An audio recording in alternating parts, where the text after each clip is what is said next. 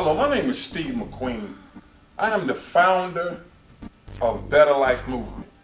And Better Life Movement is an organization geared to helping drug addicts and alcoholics.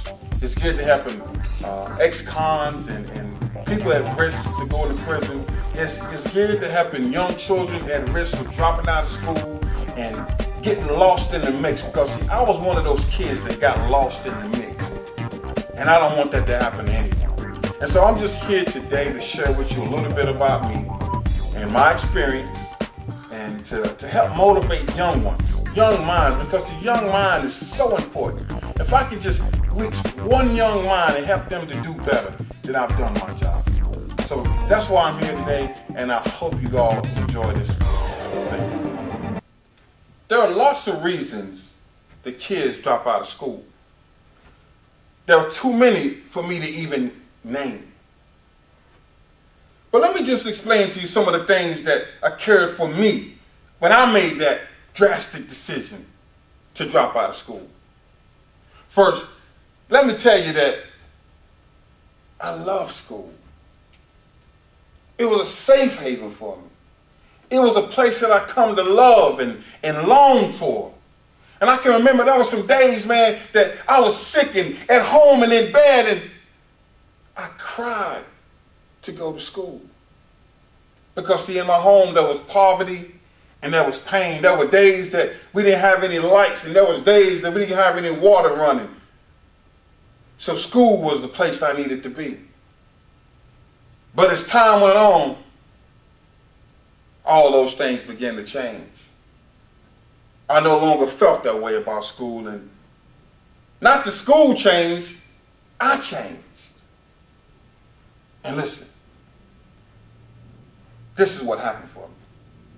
See, there was a period in my life where I went through a real struggle in school. By the time I got to the 3rd grade, there was some struggles that began to happen for me. And they put me to a special ed class, and I felt all out of place and all left out. But by the time I reached the 5th grade, I was back into a regular classroom setting and life was back on. But they had taken me away from my peers. They had put me in a group of people that I knew nothing about. See, the place that I came from, we all got on the bus at the same time, and I've been in the room with some of them a lot of my life, and now I no longer had that crutch, and I missed something. And by the time I got to the 6th grade, they really changed my life. They made a decision to change some of the things because they saw something in me I didn't see. So they put me in a mixed group. It was only 8 6th graders, and I was one of them. And I can remember the teacher coming to us and first day of school, and he walks up to us and he got this stack of books in his hand. He said, "These are your books for the year. And y'all need to finish it by the end of the year. If you have any questions, you can come ask me. But other than that, I'm going to spend my time with the 5th graders." And at that time in my life, man, I began to feel really alone, out of place. I came from the projects, from poverty and not having nothing, and here I was in this group with these kids that were smarter than me and had money, and some of them was rich, some of them middle class, and I just felt completely alone. And so by the time I got to the 8th grade, I tried to make basketball and football fill me up, man, to try to take that emptiness away from me. But it didn't work. And so I began to seek outside attention. And that attention ended up coming from some older kids. You know, the kids that you call the cool kids. The ones you see smoking the cigarettes. And I started hanging out with them, and they were cussing and drinking and smoking marijuana, and I felt a part of something. I felt love for the first time in my life. And they took me in, man, we became friends, and we formed a brotherhood, and we became blood brothers, and my life changed. And so I became the cool kid now. And so by the time I got to high school, marijuana had changed my life. I smoked every day. I sold my trombone to get marijuana. I started stealing to get marijuana. It changed my life. I had to go to school high. I didn't feel right if I wasn't at school high. And all the kids knew, the teachers knew, everybody knew. And some people try to talk to me, man, but wasn't no talking to me then. I felt a part of something. And these older guys, they had already dropped out. They had already made the decision that they didn't want school. They was working.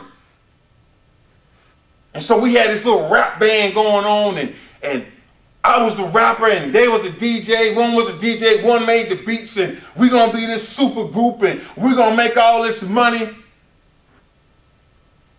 And so I began to look at school different. I don't need this no more. I'm too cool, and I couldn't take the pain no more of going to school and standing in that line. You know, I don't know about some of y'all now. I know standing in the line, and I was poor and had to get free lunch. I didn't want nobody to know that I was poor, man.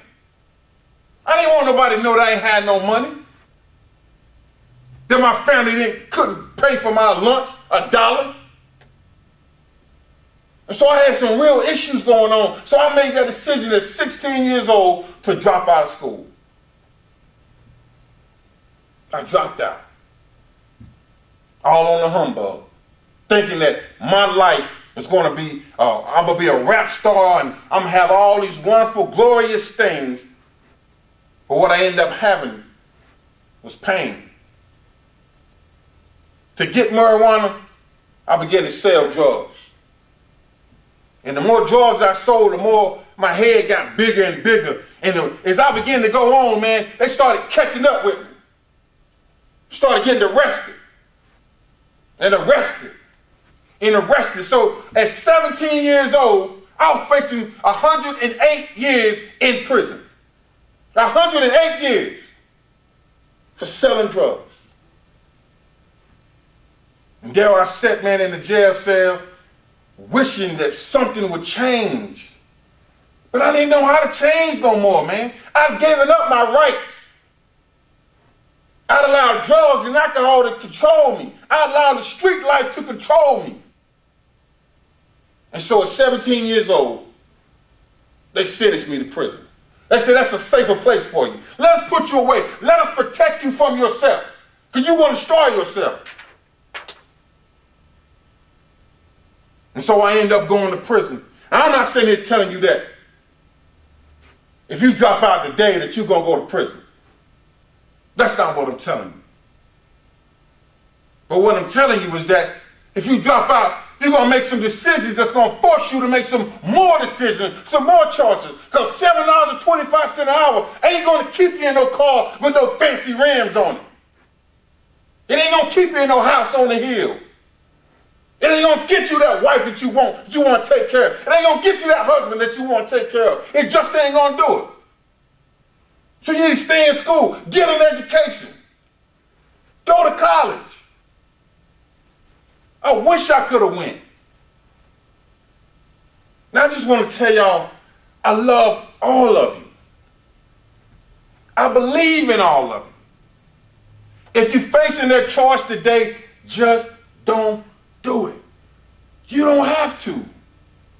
You don't have to make that choice. Stay in school. Don't get high. If you're already getting high, it's okay. I ain't judging you. I'm just letting you know my story, my experience. Find a way to start now.